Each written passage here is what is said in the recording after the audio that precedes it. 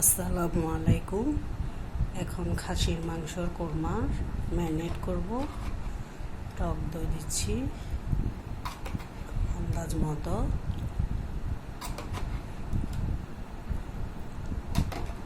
আদা রসুন বাটা একসাথে, এটাতে 4 টেবিল চামচ দিব।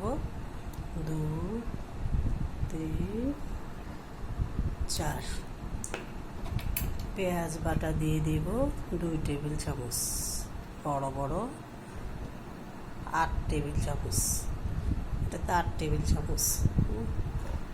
কাঁচামরিচ দিব 2 টেবিল চামচ, পরে রান্নার সময় গোটা দিব। বাদাম বাটা, বাদাম, কাজু, পেস্তা, নারিকেল সব একসাথে। তারপর একটু লবণ দিব, লবণ দিয়ে একটু মেখে ফেলব। এই যে হয়ে গেল খাসির কোরমা। এই যে খাসির কোরমার ম্যারিনেট এভাবে করে ফেল। এই যে খাসির মাংসর কোরমাটা হয়ে গেল। ধন্যবাদ, সবাই কমেন্ট করে জানাবেন কেমন হয়েছে।